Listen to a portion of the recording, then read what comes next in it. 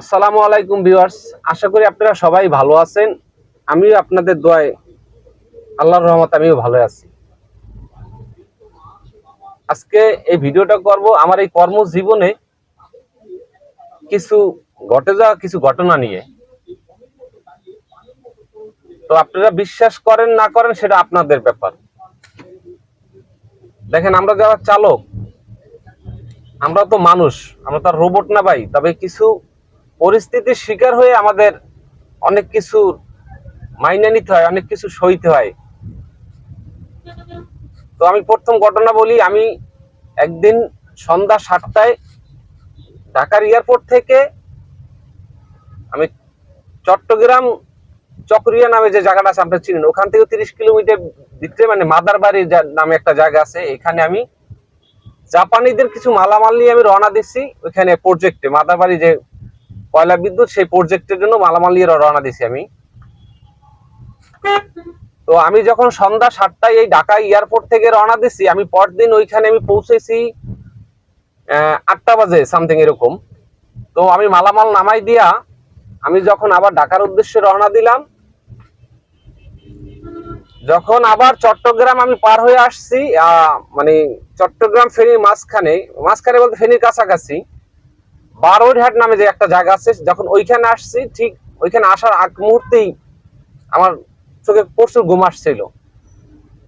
তো আমার চিন্তাধারা ছিল যে আমি আসলে বারোইরহাটে ওইখানে একটা ব্রিজ আছে, ব্রিজটা পার হয়ে ওই পারে যাই, তারপর ওইখানে যে কোনো একটা মানে হোটেল দেখে আমি দাঁড়াই একটু চাটা খাবো, হাত মুখে পানি দিব, এই ধরনের চিন্তা ভাবনা নিয়ে আমি গাড়ি চালাইছিলাম।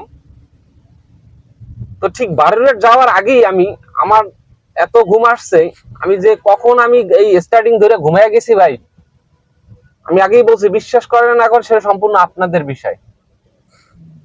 আমি কখন ঘুমাই গেছি আমি জানি না। যখন আমি বারোইরহাট পার হয়ে যখন ওই যে ব্রিজটার কাছে যখন আসছি, তো গাড়ি আমার হঠাৎ করে আমি দেখি কি আমার বামে বামে চলে যাইতেছে গাড়ি। ঠিক ওই সময় আমার বাম থেকে একটা ট্রাক আমাকে মানে একটা হরেন এমন ভাবে দিছে, আমি মনে করেন হতভম্ব হয়ে লাফ দিয়ে উঠছি।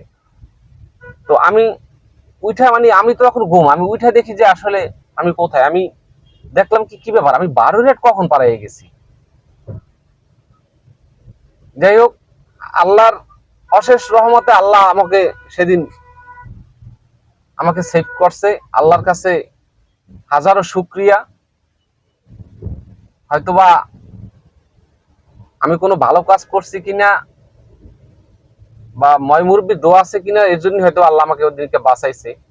এইগুলো একটা কাহিনী। আর একটা দিন আমি ঢাকা থেকে পাবনা সাথিয়ার উদ্দেশ্যে যাচ্ছিলাম। এগুলো সবই রাত্রের কাহিনী। আমি রাত্রে যখন ড্রাইভ করি সেই কাহিনীগুলো আমি বলি। তো ভালোই গেছিলাম আমি। আমি যখন সিরাজগঞ্জ থেকে যখন পাবনার সাথে মানে পাবনা কাশীনাথপুর রোডে যখন আমি ঢুকছি, তো যখন আমি তাদের গ্রামের রাস্তা, আমার প্যাসেঞ্জারের গ্রামের রাস্তায় ঢুকবো, তখন একটু চোখে জিমানি আসছে। তো যখন মোটামুটি গ্রামের রাস্তায় ঢুকে গেছি, ঠিক ওই সময় আমাকে ঘুমে বেশি কাহিল করে ফেলাইছে। তো একটা টাইমে আমি ওই জায়গাটা আরো একবার গেছি আমি ওই প্যাসেঞ্জারকে নিয়ে।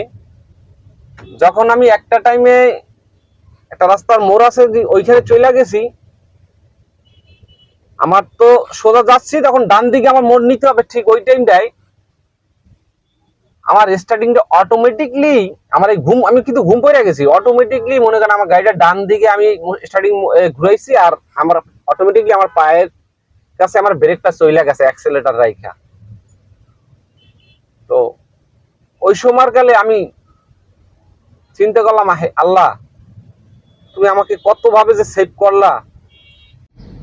তো একটা কথাই বলতে চাই, জীবন জীবিকা, জীবন সংগ্রাম, এগুলো যে কত যে কঠিন, এটা বলতে পারবে একমাত্র যে যেইখান থেকে যে কর্মই করুক, তারাই বলতে পারবে।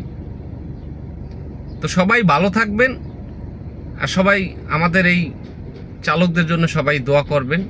আল্লাহ যেন আমাদেরকে সবসময় আল্লাহ হেফাজতে রাখুক, আর আল্লাহর সঠিক গাইডলাইন মাইনে জেনে আমরা আমাদের জীবনটা, বাকি জীবনটা চলতে পারি।